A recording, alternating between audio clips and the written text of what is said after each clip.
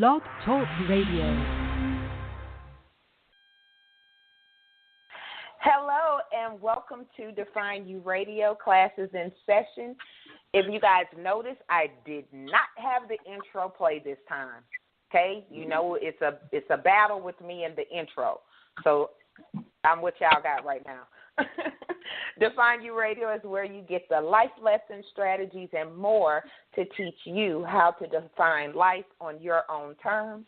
I am your host, the Southern Belle of Bold, Valencia Griffin-Wallace, and of course, I am joined with my hot seat queens, lyvonne and Shannon. If y'all want to say hey to the audience.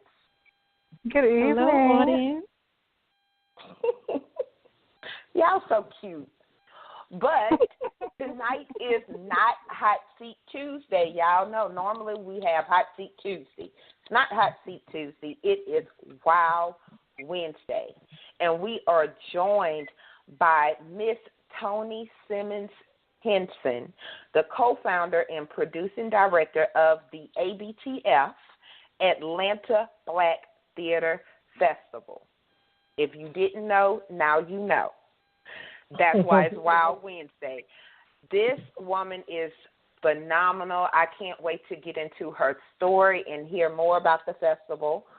So before we kick off the show, make sure you are following the Define You Radio's Facebook page to keep up with shows and more, because you never know who will be on next or when the queens are on vacation. I'm trying to help you guys out, okay? And I want to let y'all know that I'm working on my attitude right now because I am a little angry because I'm cutting my carbs. That's probably Shannon laughing.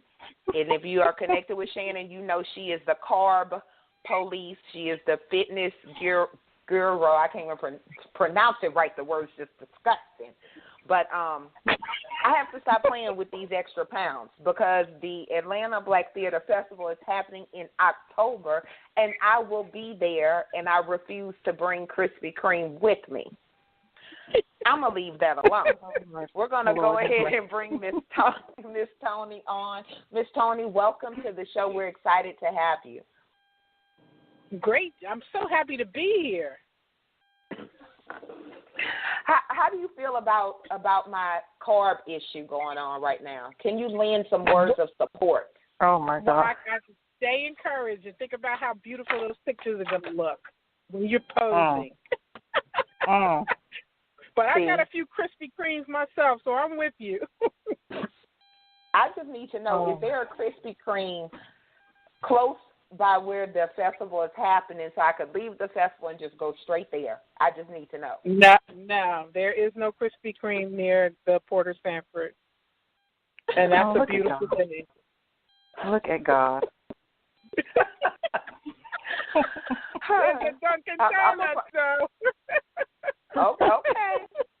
Okay, Shannon will be far away from me. Those pictures will not be posted. Okay, Miss Toni, we're not gonna post those pictures of me eating donuts. So, tell us about the Atlanta Black Theater Festival. Tell us a little bit about that. Well, the festival started in 2012. And I'm going to start with my story, but it has grown to be known as the festival of 40 plays in 4 days. It really, literally is a marathon of theater. You can OD on theater, and it's just one good, dynamic show after the other. And the only thing that you're going to be mad about is that you don't have the energy to see yet another play, because we start early in the morning at 10 a.m. and we run until midnight, sometimes until 1 in the morning. And if you are a theater addict, you can definitely come and OD. But just to tell you about my story, it started in 2010. I call myself a serial entrepreneur. I've owned many businesses, franchises. I've always had an entrepreneurial spirit, and the last business that I owned, it was like the franchise was making more money than I was, and then the bottom dropped out of it. I lost over $100,000 in investments, and then the recession hit, 2008, 2009, 2010. Y'all remember that? And we, as a family, I have 4 children. I've been married for 29 years. We, as a family, we hit rock bottom as well, and went through some really, really tough times. And I ended up declaring bankruptcy, and I say that because I was encouraged to declare bankruptcy because I was sued by the franchise company, the franchisor, and they sued me for $500,000, and they knew that they were trying. I knew that they were trying to destroy me, and I'll spare you the details of that. But I knew it was the enemy. I don't know about you folks who believe in spiritual warfare, but I knew it was the enemy trying to push me out into a different space and place. But I couldn't understand why, because I always considered myself to be a listener. But I guess I just had to go through, and sometimes we don't know why. We just go through. So deep in depression, broke, busted, disgusted. 2010 came. 2011 came. Couldn't even find a job working at Walmart. And and there's nothing wrong with Walmart. It's honest living, honest work, but that's where it was. And I've been blessed. I have a degree in business. I have a master's degree from NYU, undergrad from Howard, and I could not get a job doing anything. My husband was working in New Jersey. He couldn't find a job in Atlanta. We had decided we were going to move to Atlanta. So anyway, fast forward. One night, on a really hot August night, I heard 4 words: Atlanta Black Theater Festival.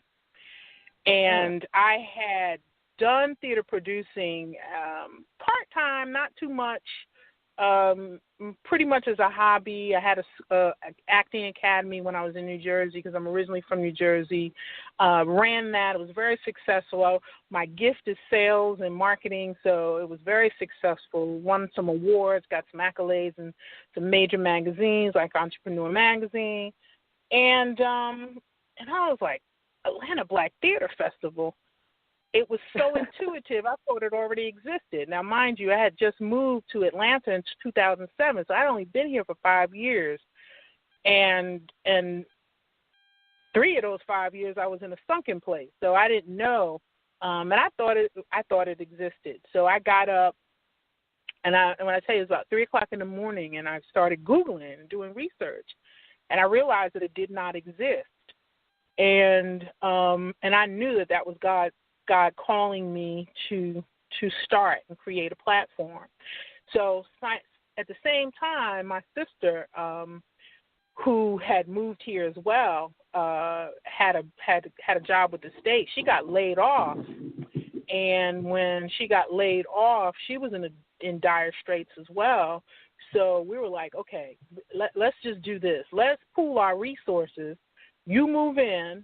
We had a 3-story home, and she moved in the lower level, which was like an apartment in and of itself. And we said, you move in, we pool our resources, and you save money, you contribute to our household, because we're dying over here.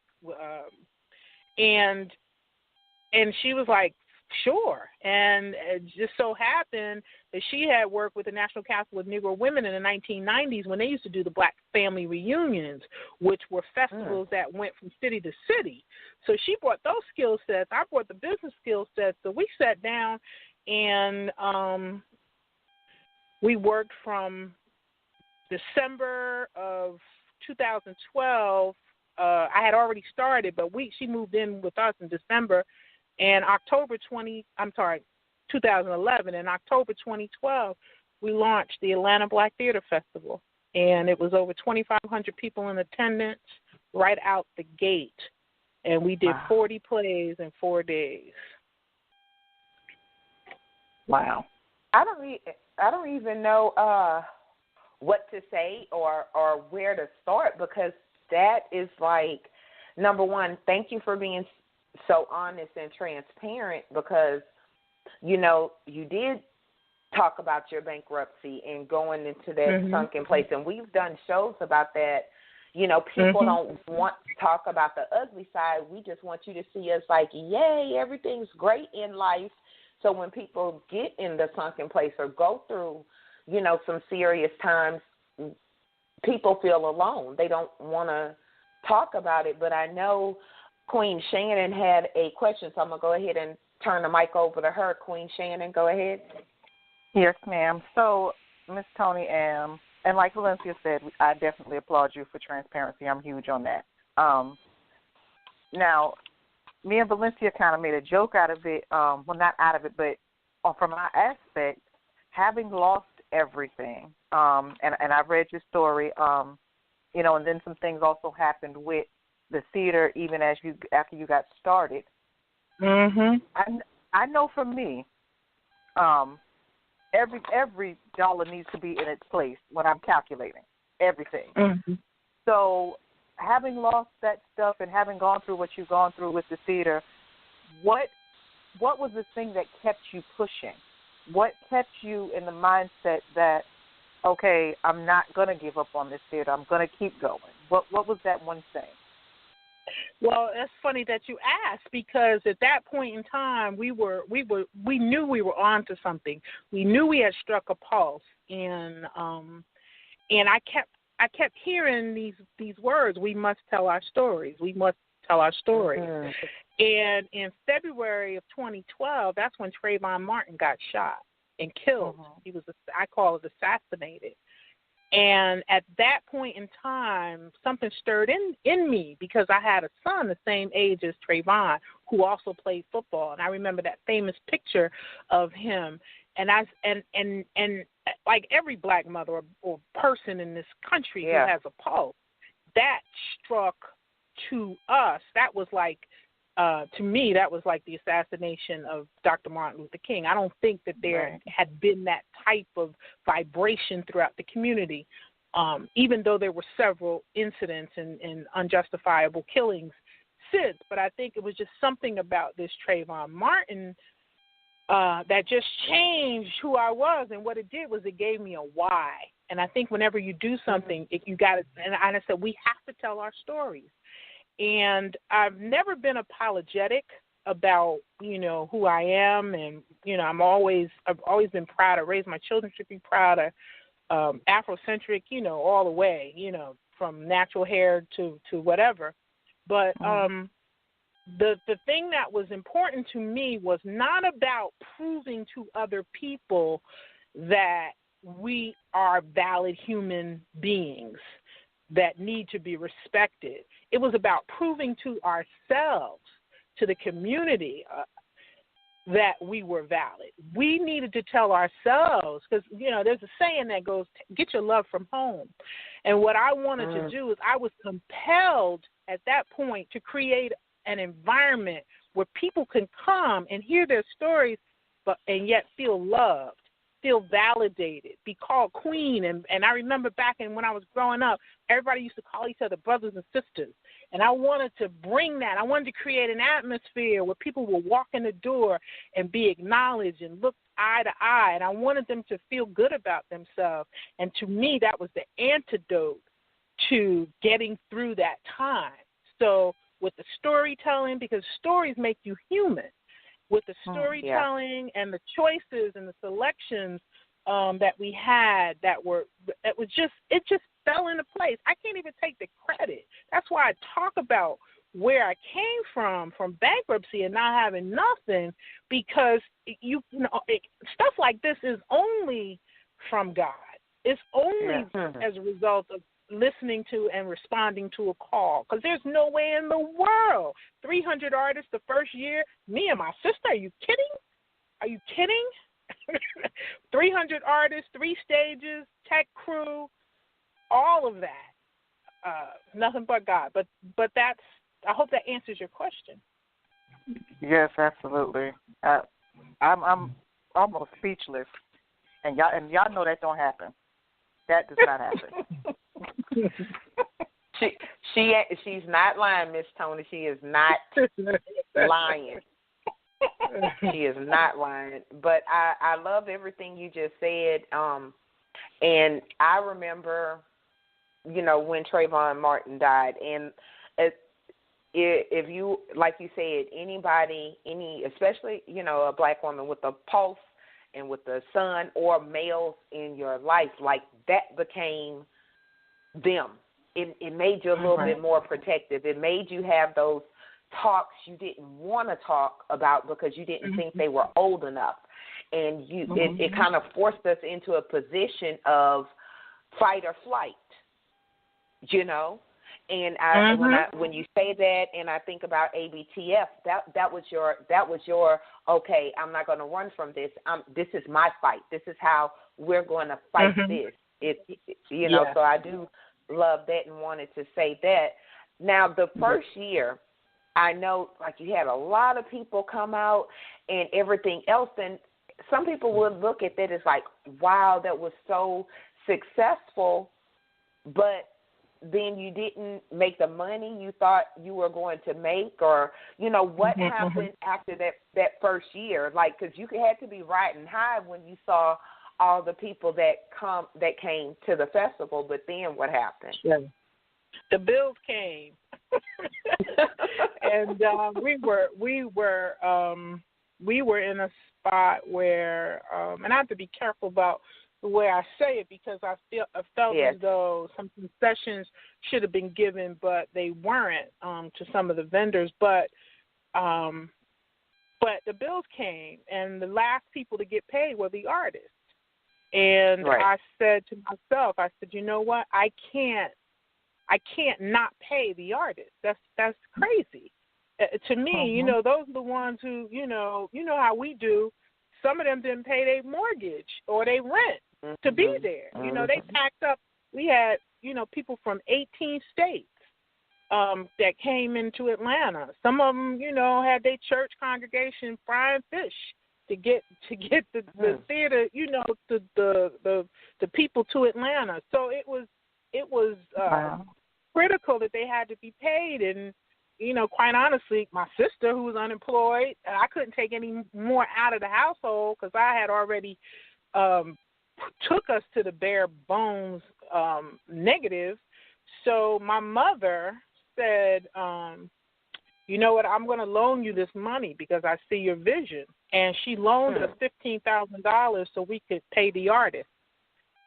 So I thank God for her because she saw our heart, she saw our need, and she saw the risk. Because, who does this? Who wakes up and says, I'm at the Atlanta Black Theater Festival, and then in the first year loses $15,000 and is looking around saying, I got to borrow. After bankruptcy, after a failed business, I mean, who says I'm going to loan it? Again, nothing but God. So when she loaned the money, I said, well, you know what I'm going to do?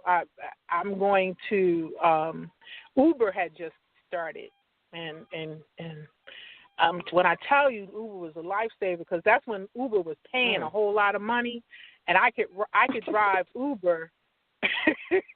Y'all laughing, but it's the truth.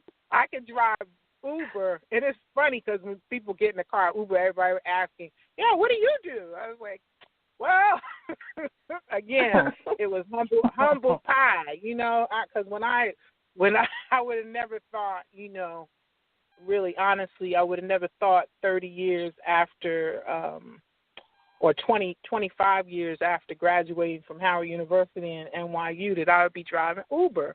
But, humble pie again.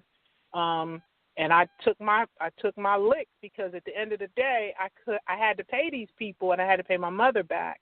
And I was making about $1,000 a month driving Uber.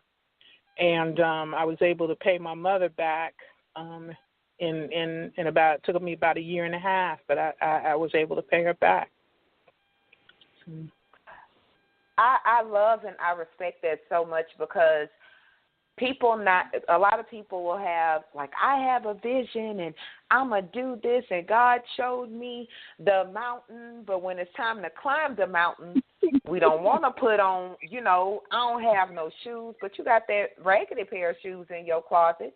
That'll get you up there, and I love that, like you said, humble pie. People want the Oprah effect. They want the Oprah gonna call me so I'm not going to do nothing in between now and then. Mm-hmm. Okay, I've said this. Okay, confession moment. I have said this, okay? But that's not reality. You have to do that grunt work, and I respect you like so much more. I already respected you and everything from before, but like just I respect you so much more just hearing these things, and I know the audience can relate to having that vision that you really got to work for. Mm-hmm. So thank you for sharing that. Queen LyVonne, I know you have some questions, so if you want to go ahead.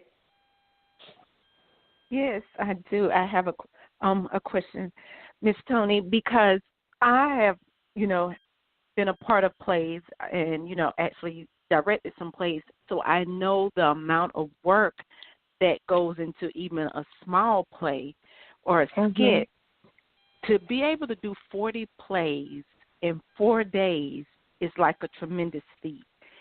So during that time, what allowed the actors, all of the performers, yourself, everyone that was a part of making sure the productions happen on schedule and according to the time, what kept the momentum going during this time? What kept them pushing and pressing to get to the end? Well, we put together, and this is what a lot of people don't know about because they show up and they want the play to start on time. They don't know that, this is play number 28. and they show up, how we do. We show up with our hands and our hips. They ain't going to start on time. Guilty. And the truth of it is, I'm guilty. I'm guilty too. The truth of it is we do start on time, but we put together a system where we put people in place and we nurture the producers through emails and webinars throughout the year so that people know and understand that it really ain't about you. It's about pop-up theater. So you got to come in, you got to do what you got to do. And then we incentivize them by taking money out of their ticket sales if they don't get out on time. So it's positive reinforcement. That's motivation. So so you will come, and we do start on time. Every single play will start on time. And when I say on time, I mean maybe a 10-minute grace. If it's late, it'll be 10 minutes, 15. We've never had anything more than 15 minutes late. So yeah, it will start on time. That's when you start charging, at the 15-minute window. No, we start charging at 5 minutes. Oh no, that's right. Yes. But there's a lot of coaching, there's a lot of training that goes into it, a lot of preparation, and we try to make people understand and know that that's their time slot, and if anything more than that, they're infringing on somebody else's paid space. So it's really that simple behind the scenes. That was a great question. LyVonne is the thinker of the show. She brings a calm to Shannon's crazy. And I'm just the mediator. Wait, what? Shannon, we'll discuss this offline, off show. I love you though. Have you ever had someone, like, it was their first time doing a play, and they get ready to go on, and I'm talking about one of the playwright producers, and they get ready to go on, and it's time for the show to start, and they like get sick, like they can't do it, like, anxiety kick in, like, I can't handle this audience. Like, have you ever had that happen? Like somebody just freak out? Oh, we did. We had that situation not before the show, it was after the show. We had a woman that did she was just so freaking talented. She laid it all. It was a one-woman show. She came from California.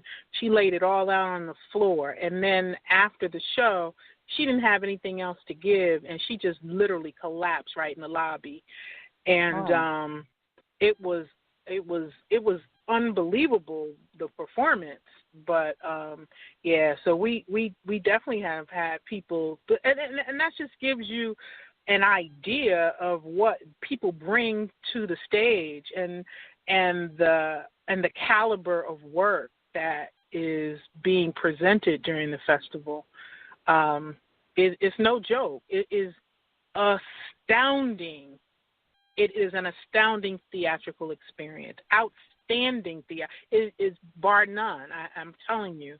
I have many, many stories of reactions and how people have just walked away, just moved, or having laughed, or having grown, or having been motivated or provoked, or it's just a range of emotions, a range of emotions. It's just a fun time. I'm just so excited. I'm so excited. And guys, kings, queens, if y'all listening live, or whether you catch the show, afterwards, like most of y'all do, make sure you go to AtlantaBTF.com and check it out, see what's going on, and be there, be in the building, because we must tell our stories. We must see our stories. We must be emotional behind our stories. Like, I'm just excited. Like, this, you may have made this card thing easier for me. Okay? I'm just going to say that. So I know it's a lot of different things going on. You just mentioned a one-woman show. What types of plays and other things are going on at the festival? That's another great question. There's a little bit of everything. We envelop you with culture and art. We have international vendors where we have people that bring in unique wearable art, from jewelry to handmade bags to handmade dresses, tops. I got a guy bringing handmade sandals. That's one aspect. And I'm not a shopper, but I realize that a lot of people like to shop, and they just go crazy because there's stuff that you won't see anywhere else but at the festival. Some people come just to shop, and that's just for me just a testament to the quality of the vendors. We also have what we call acoustic accents, which is like pop-up performances. We have a cafe. So, when you're around a lot of artists, we've got about 270-something artists coming this year to perform. They have other talents. Some of them are poets. Some of them are they might be actors, but they might be singers. So we just kind of let them do their thing. I don't want to call it open mic, but it's kind of like think that open mic feel, but it's called where they get a chance to express other sides of their talents rather than on stage acting.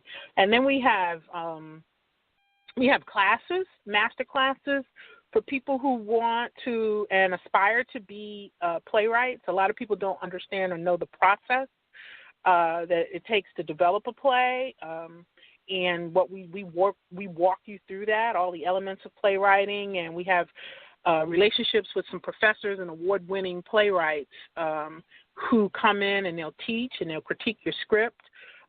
We have some mock auditions. We got some celebrity. I have some celebrity friends that are character actors, so they're not big name headliners, but you certainly have seen them on OWN Network, Aspire TV, Up TV, and those types of shows. You'll see them on Have and Have Nots, all those shows. They in Atlanta, they come and they teach and they share their wisdom in a session called Ask the Experts.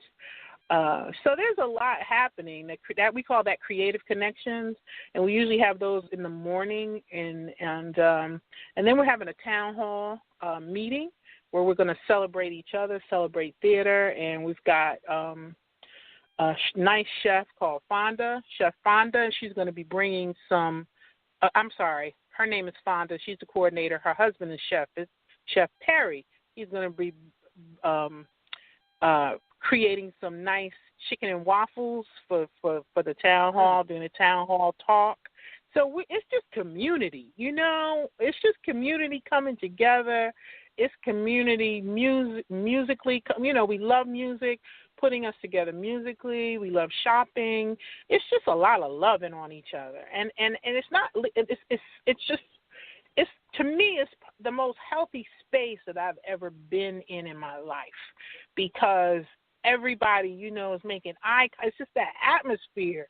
And that's how it was born of spirit, because it's just that atmosphere of people just connecting and sharing. But theater does that anyway. But I think the spin that we're able to put on it with the vision of love and where it was rooted from, people just come in and they just, I don't want to sound, like it's touchy-feely, because, that turns off the men, but men come in, giving each other the nod, and they, they impressing their dates, or they come in with their fellas, they might pick up a date. It's just all of that that is community and us. It really, really, really is. And y'all laughing, but it's true. It's true. And we eat. We got chicken wings. We got the best grilled wings on this side of the East Coast or the Southeast. And people eat. We got fried fish Friday. So it's just everything that's Afrocentric and cultural. You'll experience it at the festival. So I've been taking notes on everything you just said. So, okay, because I'm going to be there all the days, all of them. I have to take the master class. Hopefully I have time to do that. I'm going to get my carbs on, Shannon, with the chicken and waffles. I promise. I promise I thought when she said that. No, when she said that, I said to myself, Valencia, no waffles. None. And I love that, and I think that was probably Shannon that had to laugh when you said get a date, because me and LyVonne are working on hooking Shannon up. So Shannon may have to skip other plans and come to Atlanta so I can find her. And I know in the Bible it says he who finds a wife, but he can get past the sticky note from me. So I'm just saying. And, another note about Shannon, because this is really what I thought about, because Shannon is a singer and a performer, and she sings, oh, my God, she brings tears to my eyes. And I try to sing with her. I don't know if you remember that in New Orleans, but we're not going to talk about that part, because we're not going to talk. I cannot sing, Miss Toni. I just want to say that. I cannot, but that don't stop me from trying. That does not stop me from trying. Queen LyVonne, go ahead. Okay, I didn't know you were going to put me on the spot. I thought you were going to ask the question. Okay, thank you. So my question, Ms. Toni, was, in the process of, selecting the artists, the performers that will be coming to participate in the festival, can you kind of take us through that process? Wow, that is good. That's another good question. We start out with a rubric, and it's a scoring tool that we use, and we encourage people to volunteer. People who have been in the festival, who have won awards, or university professors. Again, we have a relationship with several of them. Anybody can volunteer if they have a certain level of, if they have a certain palette or a level of expertise with regard to knowing what a good script and recognizing what a good script is. It could be a theater student or whatever. And I'll send out when the submissions come in. Submissions open on January 1st, and we review them until March 1st. And anything that scores a 90 or better, it used to be 80 or better, but since our beginning, we've gotten a whole lot more scripts. So we've raised the bar to 90 or better. Anything that scores 90 or better automatically comes to my desk, and I just spread everything out literally on the table, and I just try to put together a good program with a variety of things. So it's not the same thing. There are people who like urban contemporary plays like Tyler Perry. There's some people like traditional plays like August Wilson. So I'll put together a program what I think is a nice mix of music and dance, gospel, inspirational solo plays, historical themes, and try to put together something that everybody can enjoy. So everybody can find something on the menu of options that they can say, "Oh, yeah, that sounds like something good that I want to see." You know, a little bit of comedy. We always have some comedy. We usually have some dance. So it just depends on what's provided. And then anything that doesn't make the cut, if it's an 80 or above, or it doesn't make the cut if we run out of spaces like this year, we had more 90 or betters than we had spaces. So that makes it even more difficult. But it's a daunting task because there's so much good work out there. We'll then offer those people a reading of their play. So a lot of people are really excited about the opportunity to read their play at the festival as well. So that's not a fully mounted play. That's a reading. And every playwright knows that the play development is a process. So they're always wanting to get their script in front of people so they can get feedback and grow and develop and as a writer as well as the work that they're presenting. So the audiences love that, the stage readings, because there is like a cheap date. You get in, it's like $7. You go in, you experience a play, but you get to become a theater critic right there on the spot. And at the end of the reading, you can ask the playwright questions. So it's highly engaging and it's a lot of fun. People laugh. Well, why did you have that person do that? Why did they say that? You know, you get to get into the playwright's mind. So that's a lot of fun as well. So, but that's the process that we go through to get it. And every year, I have to say, every single year it gets more and more difficult because people really do bring their A game. I mean, they really do. And I'm glad LaVonne asked that last question, and you answered it. For everybody that has asked me, how do I get my play in? Y'all just heard Miss Toni, okay? So y'all have, so basically it's too late for this year. So yes, I want everybody to understand that, because if I get one more, not more, one more inbox, I'm gonna leave that there. But I know. Interject, if I can. Can I just interject before you move to the next subject? And I think it's really important for people to recognize and know. I don't know any other profession other than the entertainment business where people believe that natural talent means that they've got it. It's not that easy. You know, mechanics go to mechanic school, doctors go to medical school, lawyers go to. You don't know how many people come to me and say, I have this script and I'll read it, or I'll you know, I don't read as many as I used to, but and they think that it's the best thing since sliced bread. They may have even mounted the play, and it's 20 stories in one play, and the play is 3.5 hours long, and I don't know anybody who wants to sit through a 3.5 hour long play. I really don't. But they really think that is really good. It's just like somebody who sings well in the shower, and they think they can sing, and they think you got to respect the craft. So I don't want to, you know, discourage people, because there's a lot of people out here with raw talent. Definitely the next August Wilson is out there. They just didn't go to school to study it. I just encourage you to take a playwriting class. I mean, just start with that, and then come to the festival and see what you're up against, because these people ain't no joke. The people that bring their stuff, they are. And it's not that all of them have PhDs in theater. They don't. You can just tell. They've been working on that script, and they've been working on it for, when I say months, years. We've got to play Jeanette Hill. I believe she's going to be on your show. She told me about this play that she's bringing. Now, she's bringing her play called Clean Sheets. Jeanette told me about this play 3 years ago. 3 years. years. She's been working on this play for 3 years, and she's not even mounting the play. She's submitting it as a reading.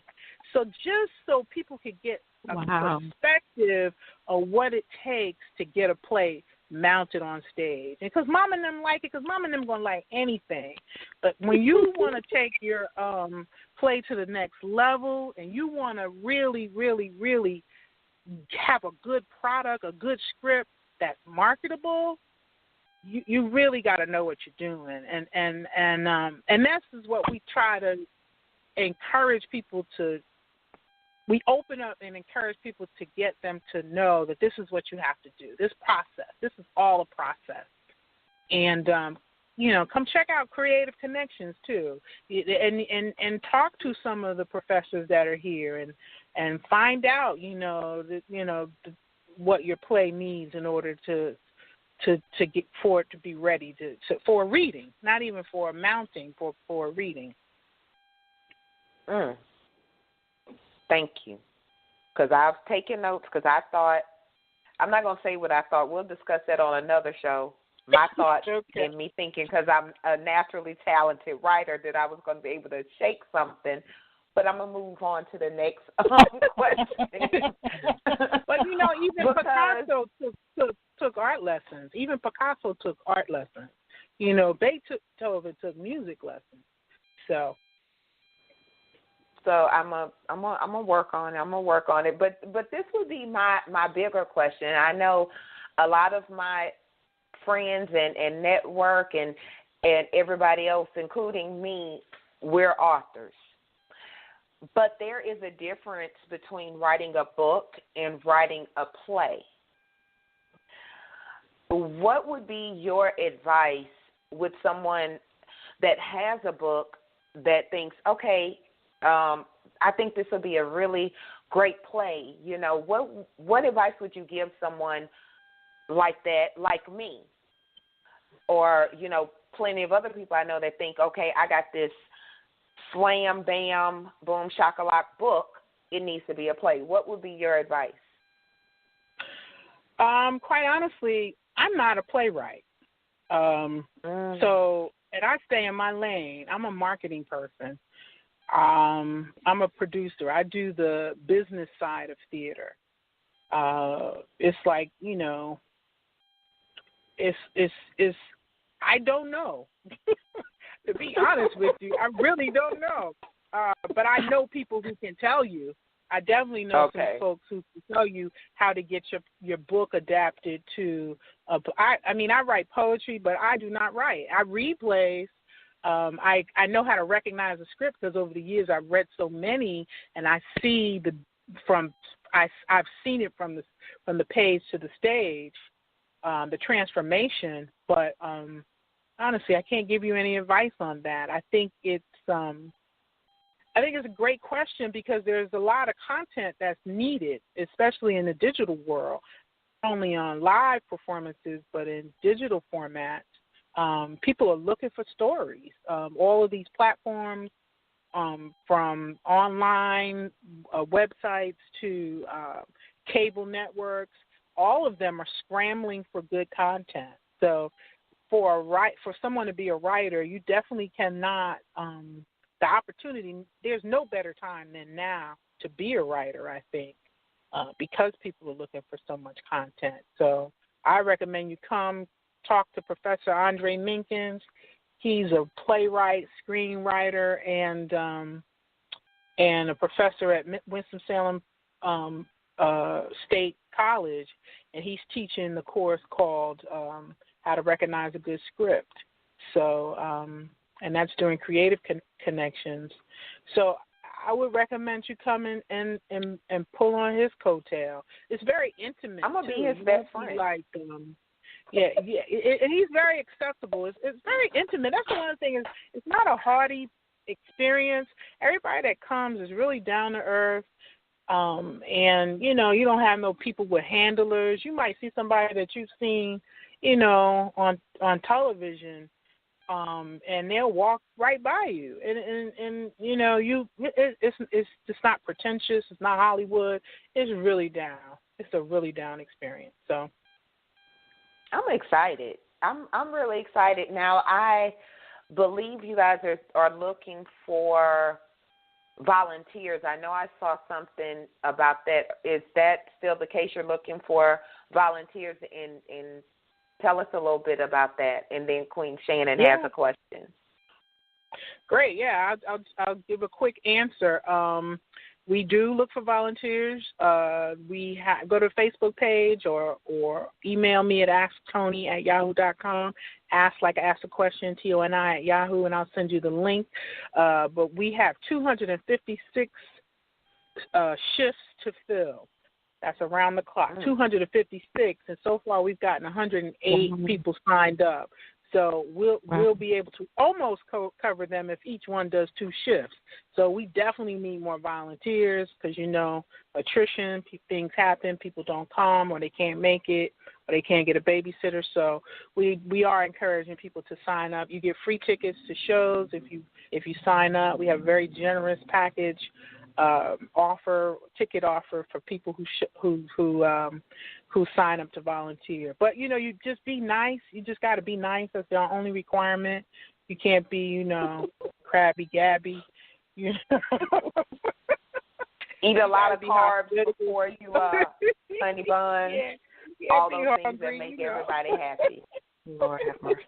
That's right. That's what we ask. Just have a pleasant disposition and love to welcome people into your space. And you qualify. I love that. Queen Shannon. Yes. So I'm a little jealous because I want to come to Valencia. I'm just going to say that. However, be on the lookout for the handmade sandals for me. Thank you. Love you. Mean it. So, Miss Toni, and so this question is coming from a place where I've actually, like lyvonne, I've also done some plays myself. I worked with one company, and then, I had a friend that was trying to get their thing started, and figuring I knew the person from the other company, I kind of, asked some questions to see if I could help get, hey, can you come together with them, go over some stuff. And it was almost like, well, it wasn't almost, it was like a lot of shade, not wanting to help, not wanting to, to help somebody else up. So, I mean, I guess in every business you run into that. But, like, what's your take on that kind of behavior? Like, how do you have things set up where you actually, assist people that may want to, want to get started and share a little bit of your knowledge with them?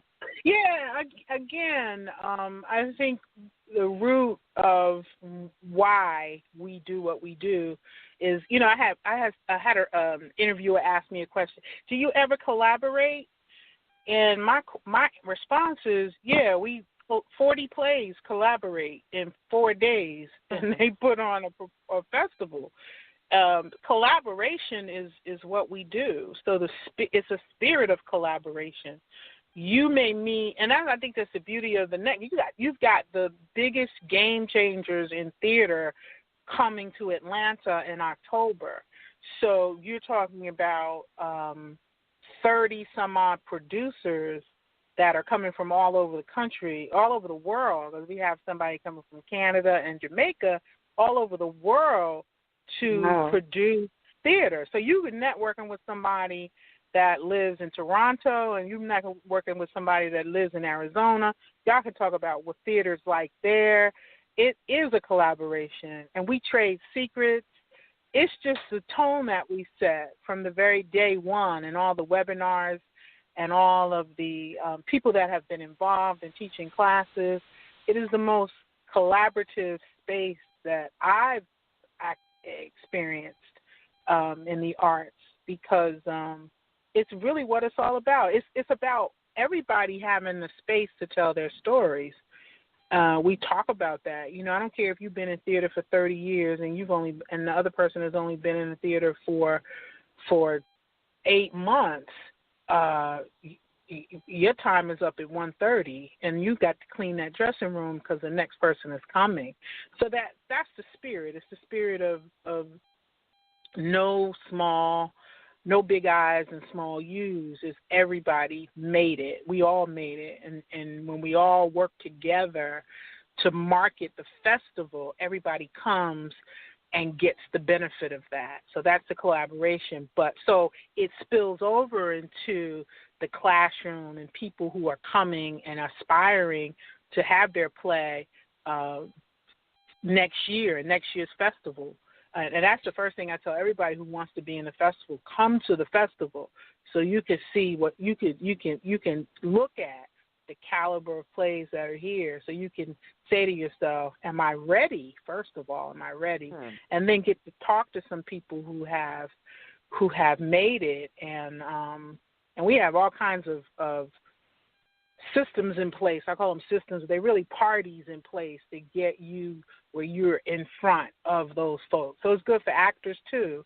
And I see Facebook as is where I see people are friends with folks that they've met at the festival, and lifelong friends, and people are collaborating. And I have a producer from New York that came down here. He's a producer. He didn't put a play in. He just came, and he took one of the plays. He's like, look, I love this play. I want to produce it in my hometown. So he took it to Brooklyn. And the guy was from Atlanta. He would have never made it to Atlanta. I mean, he would have never produced a play in New York, his play in New York. But, I mean, that has happened so many times. I cannot tell you, but people have come here and said, ooh, I love this play. I want to bring it to me. I had a play called Big Girls Gotta Eat Too and the guy came from Louisville. And he said, oh, I want to bring this play to Louisville. So, that spring we packed up, we went to Louisville. So that happens a lot as well. So, yeah, that collaboration is definitely the formula for our success. It's the secret sauce. That's awesome. That ingredient your grandmother didn't tell you about, that's why your gumbo tastes different for my people in Louisiana. See, I think I'm a natural comic. I really do. It just made sense. Everything I said just made sense. Have you ever had anyone see a play and say, I'm going to make that into a movie? Has that happened? Or, we had the opposite. Not that I know of. Not that I know. I mean, we've actually put on over 240 plays in the past 6 years. So, but I did have a movie be presented as a play. And it's this guy named Akil Dupont. He is just phenomenal. He won 21 awards for his play called The Underground. His movie, he had a movie called The Underground. And he adapted it into a script, into a play, and took it to all the theater companies all over the Atlanta region, the Southeast region, and nobody wanted to touch it. And the reason when they said to him, we're not going to touch it because you're in theater. So what they did was they impressed upon him their idea of where they put him in a box. He's just talented. He's just off the chain talented. He won 21 awards, including a student Emmy for this movie. So he pitched it to us and presented it. So we said, okay, we're going to let you do a reading. And then and all of our readings are on a wait list to get a stage. So we said, okay, let's just do a reading. And then somebody dropped out. So then I called him. I said, okay, Akil, you ready to do a play? He was so excited. So he mounted his play for the first time, which was a movie, on the festival. I mean, it was amazing. The show was off the chain, but I could tell he had like all these background people, which you don't use at festivals. But there was some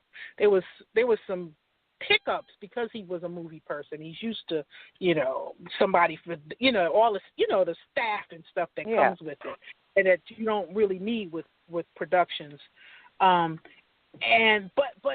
he managed his people very well, and that's the skill that he brought to the table, that because he can manage a large staff, and he pulled it off and then somebody was in the audience who then said to him, listen, this is a phenomenal piece of work. We're having an all-male tribute at the Negro Ensemble Theater Company, one of the theater companies, the historic theater company in New York. We want you to come, and we want you to bring it as a reading, because it costs a lot of money to mount a play. And he went, and he was featured as one of the 5 brothers for the season to present his play at this historic theater in New York City. So again, those are so many of those stories. It just blows my mind that this is our history in just 6 short years. But yeah, so the opposite has happened, to answer your original question. So we're waiting for it to happen. We're waiting for the alumni to get a big break. We know it's coming. We know it's coming. Yay! That gives me hope for my playwriting skills. I will learn. Then I'm going to put it on. Then it's going to become a movie, and then a Netflix series. So I got that's the vision. Yeah, I have laid it out. Wait, and you forgot that you're going to have Oprah act in it. We're going to talk about my Oprah stuff, okay? Oh, I'm waiting on my Oprah call, Shannon. Leave me alone. I have one quick, I have a question. Where can we get tickets? Where can we find out more? And what does the future look like for ABTF? I guess that's 3 questions. Another good question. You guys really did your homework. I appreciate that. Well, you can pick up your tickets online. The best way to do is go online. The website is atlantabtf.org or .com. You said .com earlier. It's both of them. They'll point you in the right direction. Atlanta spelled out. B is in black. T is in theater. F is in festival. Or you can just Google Atlanta Black Theater Festival. It will come up. And go to the website, and it's going to be overwhelming. I don't want people to get overwhelmed and just shut down. What we encourage you to do is take a look, skim over what's happening, the events that are happening, and then just show up. If you see something that you really, really like, grab your tickets right there, because some of the shows do sell out. But other than that, come and get yourself a couple of tickets. Then show up. And I always say don't pick a play, pick a day, and just spend the day. Just because you can use your smartphone to buy tickets and then just flash. We're like totally green and totally high tech.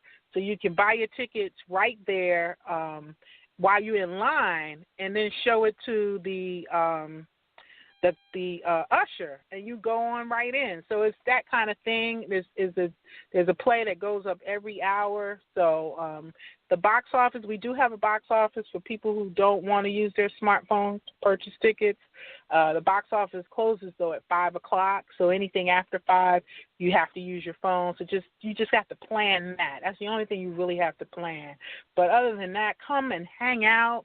And then we give you a schedule. We say, okay, well, this is what's happening today. And then you can just look at the schedule and see, oh, that sounds good, or this looks good, or I'm going to hang out in the cafe till this starts, eat me some wings, have me a Heineken or whatever. Or, the chicken and waffles. Or, you can kind of do it that way, or I'm going to shop, or I'm going to talk to these people, ask them how that show was. It's that kind of thing. It's really like a family reunion. It really is. It's like a family reunion. Come early and stay late. That's my only advice. I'm going to be there all from beginning to end and past. So where do you see, when you look to the future of, well, before I get to that question, I'm sorry, because this came to me real quick. Do you think if you would not have went through the things you went through, like the bankruptcy and the depression and those things, do you think that ABTF would have came to you? Oh, that's a good question. I don't think so. I think that I had to be quiet, and God had, the thing about me was, I was my own idol. So, you know, I was my own idol, and God had to just smash. I mean, I was in my world. I was all about me, and God had to smash those idols in order to get my attention. And I realize that now that I look back and reflect, which might sound a little contradictory, but you know, we all on this journey together. We conflicted, you know, we conflict. That's the beauty of theater. You know, you can go in there, you can say, yeah, I've been through that. There's always a conflict, but you work it out. But yeah, I think God had to smash some idols in my life, and starting with me. And before I could even get to a point where I could see that ain't about me, it's all about Him, the truth. And as far as the festival in the next 5 years, well, we want to get to year 10, and we want to have an anniversary. We might add some music. We're in talks about doing a YouTube channel. So it's the Port of Sanford is getting ready to open an amphitheater at the end of the year.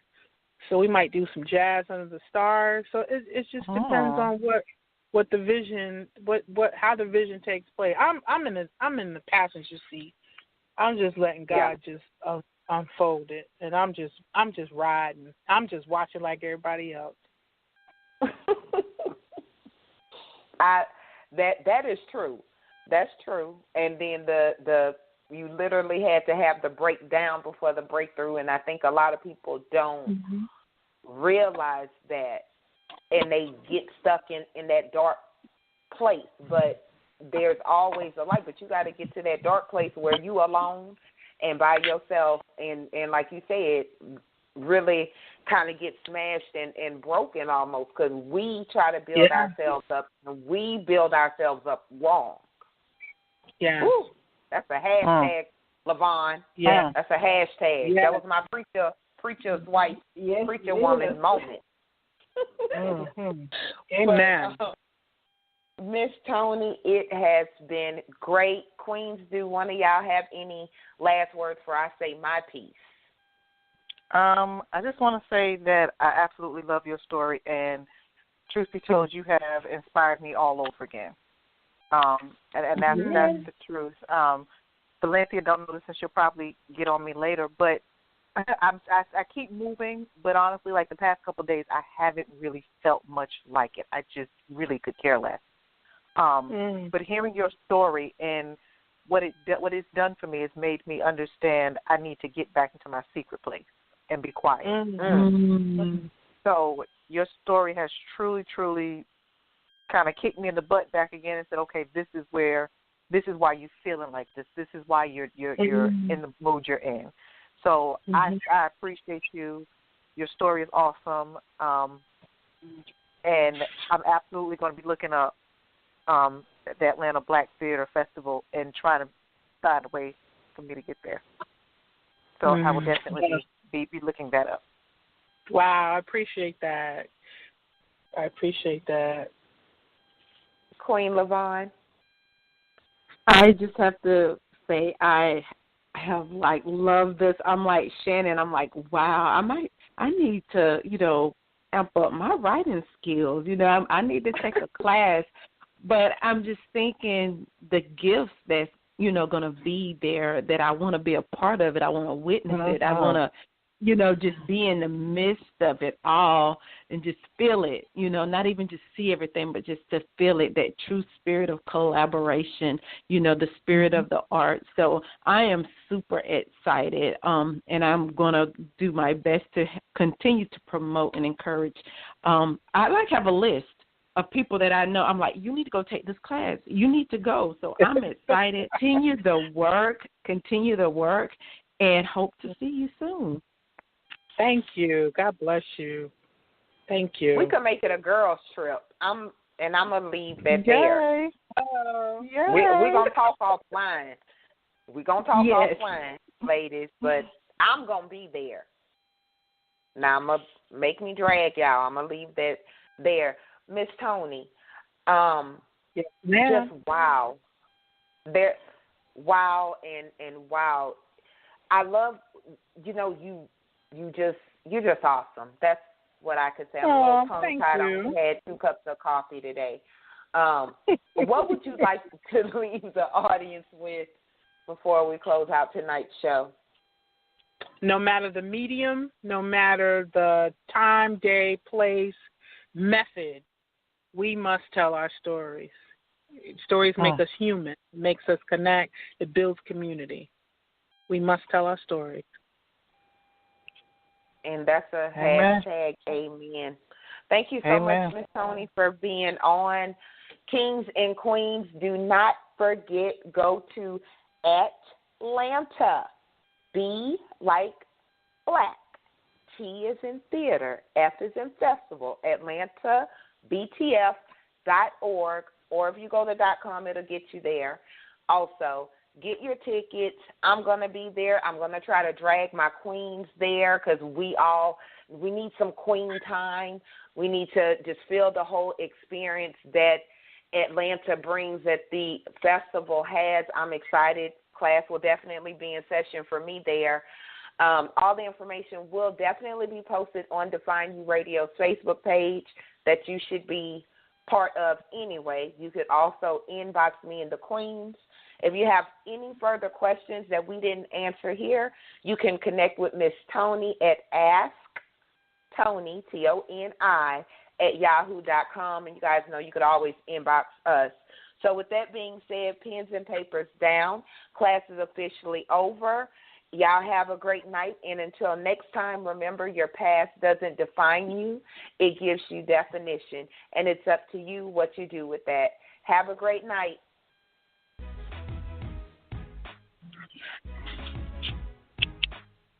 Thank you for listening to Define You Radio. Make sure you connect with the show on Define You Radio's Facebook page or visit ValenciaGWallace.com. Until next time, remember your past doesn't define you. It gives you definition, and what you do with that is up to you.